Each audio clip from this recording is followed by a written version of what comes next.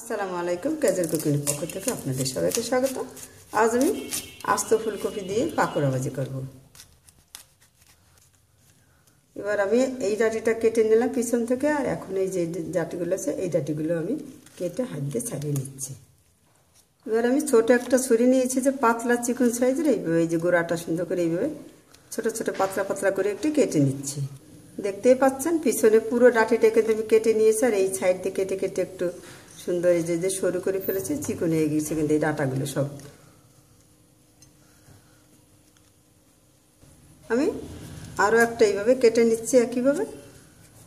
আমি ফ্রেশ দুটো ফুলকপি নিয়েছি, আর ছোট সাইজের দুটো ফুলকপি নিয়েছি, পরিষ্কার করে নিলাম ডাঁটা কেটে। এবার আমি সিদ্ধ বসিয়ে দেবো। এবার আমি একটা একটা করে ফুলকপি ধুয়ে নিচ্ছি ভালোভাবে, পানির ভিতরটা ভালোভাবে দিয়ে দিয়ে হাত দিয়ে কষলিয়ে কষলিয়ে ধুয়ে নিচ্ছি। আমি সসপ্যানে পানি জাল বসিয়ে দিয়েছি, লবণ দিয়ে দিলাম হাফ চা চামচের মতো, লবণ একটু নেড়ে চেড়ে এবার আমি ফুলকপি দিয়ে সিদ্ধ করে নেব। একটু এইভাবে ঘুরিয়ে ঘুরিয়ে দিতে হবে, তাহলে ভালো সিদ্ধ হয়ে যাবে। অনেক বেশি সিদ্ধ করে নেওয়া যাবে না, তাহলে কিন্তু আবার গলে যাবে। আর ফুলকপি যেহেতু এটা অনেক ফ্রেশ, তাই বেশি সময় সিদ্ধ করে নেওয়া লাগবে না। এবার আমি নামিয়ে নিচ্ছি একটা একটা করে। একটা ডিম নিয়েছি, লবণ দিয়ে দিলাম, স্বাদ অনুযায়ী লবণ দিয়ে দিলাম। এবার আমি ডিমটাকে ফেটে নিচ্ছি। ডিমটাকে ফেটে আমি নিয়ে নিচ্ছি 1/4 কাপ বেসন,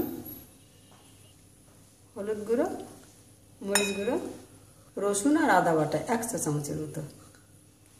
দিয়ে দিচ্ছি 1 চা চামচ চিনি, দিয়ে দিচ্ছি চালের গুঁড়ো 1/4 কাপ। অল্প অল্প পানি দিয়ে একটু গুলিয়ে নিচ্ছি, বেশি পানি দেওয়া যাবে না, আমি এবার ডিম ব্যবহার করব। দিয়ে দিচ্ছি ডিমগুলো, স্বাদ অনুযায়ী লেবু দিয়ে দিচ্ছি। আমি এটা আদা ভাঙা শুকনো মরিচ দিয়ে দিলাম।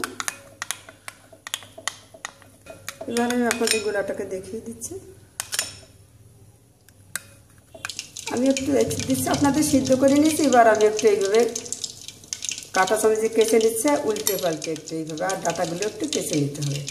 গোলার মধ্যে আমি ফুলকপিটা দিয়ে দিলাম সিদ্ধ, আর এই যে এইভাবে চামচ দিয়ে সুন্দর করে নেড়ে চেড়ে উল্টে পাল্টে গোলাটাকে মেখে নিতে হবে। এইভাবে ফুলকপির ভিতরটা সুন্দরভাবে গোলাটা দিয়ে দিতে হবে। এবার আমি তেলের মধ্যে দিয়ে দিচ্ছি, গরম তেলে। তেল বেশি গরম করা যাবে না, মিডিয়াম গরম করে নিতে হবে। আস্তে আস্তে চুলো মিডিয়াম লোতে রেখে ভেজে নিতে হবে, তাহলে সুন্দর মশমশা ভাজা হবে। কিছুক্ষণ পরে তেলগুলো ঘুরিয়ে দিতে হবে, ঘুরিয়ে দিয়ে তারপরে উল্টে দিতে হবে। আরও কিছুক্ষণ আমি এগিয়ে ঘুরিয়ে দিলাম, আর এগুলো আরও কিছুক্ষণ ভাজা হবে, তারপরে আমি উল্টিয়ে দেবো।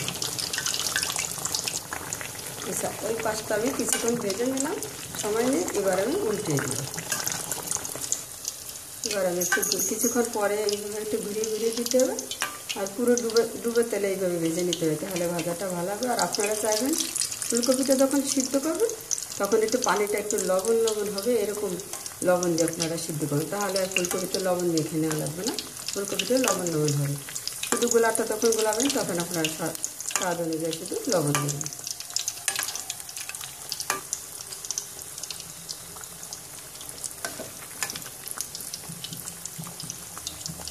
আমি কিছু সময় নিয়ে ওই সাইডটা ভেজে নিলাম। এবার আমি আরও একবার উল্টে দিচ্ছি, এইভাবে উল্টে পাল্টে দিয়ে মশমশা করে ভেজে নিতে হবে।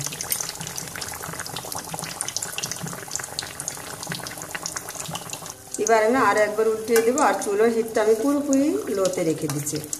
লোতে রেখে আরও কিছুক্ষণ সময় নিয়ে ভেজে নেব। এবার আমি চুলা বন্ধ করে দিয়ে নামিয়ে নিচ্ছি।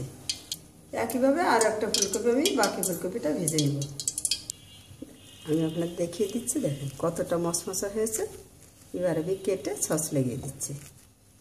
দেখেন সুন্দর মশমশা শব্দ হচ্ছে, অনেক সুন্দর মশমশা হয়েছে। আমি এবার টমেটো সস দিয়ে দিচ্ছি।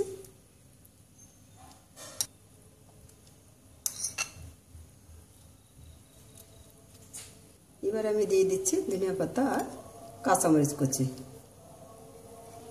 হয়ে গেল আস্ত ফুলকপির পাকোড়া। ভিডিওটা দেখার জন্য আপনাদের সবাইকে ধন্যবাদ। ভালো থাকুন, সুস্থ থাকুন, আল্লাহ হাফেজ।